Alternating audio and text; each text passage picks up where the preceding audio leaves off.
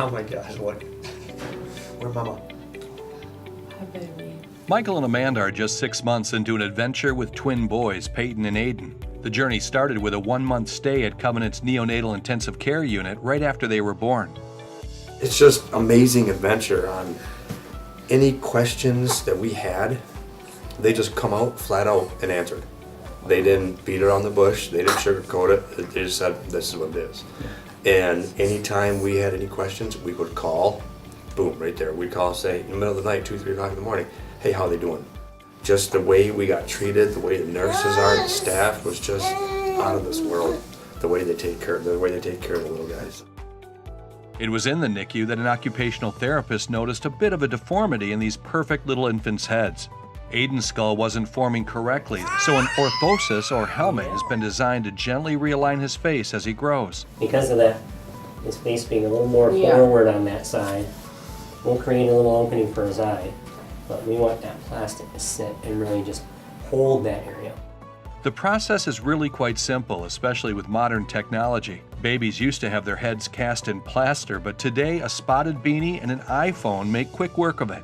The phone shows where the orthotist needs to collect more data, and the image is instantly sent to the computer to generate a 3-dimensional image.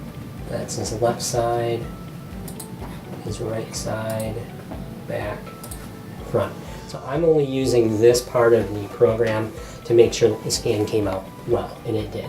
Now we're missing a bit of material here, but it's not going to matter in my measurement.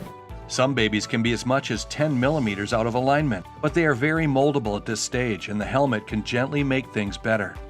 In the first 14 months, they're very moldable and pliable, and as long as we still have a soft spot that's open, we can treat these asymmetries. But once we lose that soft spot and they get beyond 14 months, generally what you have is what you have. So we're going to start low on the base of the neck, and then you're going to keep it open and bring it right forward. Oh yeah, that's a really common thing that happens. You just gently kind of milk it back out. Derek takes the helmet to his shop where a Troutman awaits. This machine takes a variety of abrasive tools that can help remove plastic to custom fit the helmet to the infant. There's always a little more plastic on there than not, so we can fine tune them, which we prefer to do. It's always easy to take plastic away. It's really hard to put it back. The trick will be the cheek and the ear. Gently pull that in, and I think we're a little rotated, so for him, once you get it on, check the ear, check where the cheek is, and then you're probably going to need to rotate it just a little bit, and you're just going to adjust it and jiggle it. That looks so good.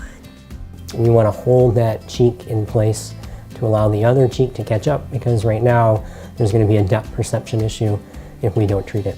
These first weeks are crucial as the baby can outgrow this expensive headgear in a matter of days.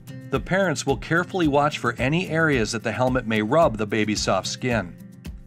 Day 2, you're going to increase that to 2 hours on, an hour off, and again, you're going to alternate. By Wednesday, you'll increase it to 4 hours, and then you can start leaving it on all the time, for naps and overnight. Aiden's brother doesn't have much of an adjustment, so he'll likely only wear the helmet for a few months. Aiden will likely have it on until next summer.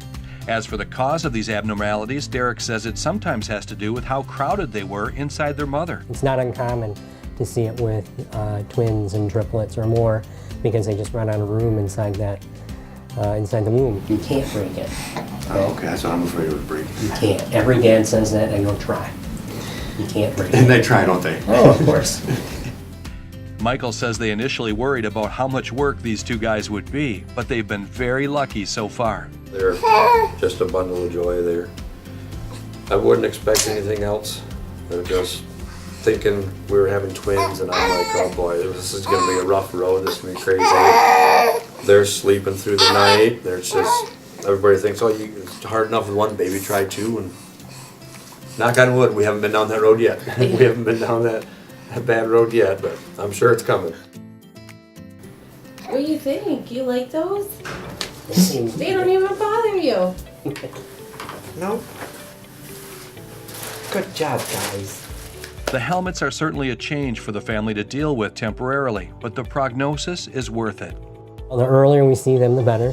So if I can get them scanned and in a helmet within 4 to 5 months of life, within the first 4 to 5 months of life, we have a good chance of improving that head dramatically. Derek loves his job as a prosthetic orthotist. One day he can be working with infants, another helping a child walk with braces. It's rewarding. You know, this is one of those devices that we fit that, you know, sometimes it's a difficult process for mom and dad. This mom and dad, they were fantastic. They took off running with it, and I think they're going to do fantastic. If mom and dad buy into the device, then there's going to be a good outcome. If you have any questions about prosthetics or how your baby can be helped, talk to your family doctor or call the Visiting Nurse Association's prosthetic experts.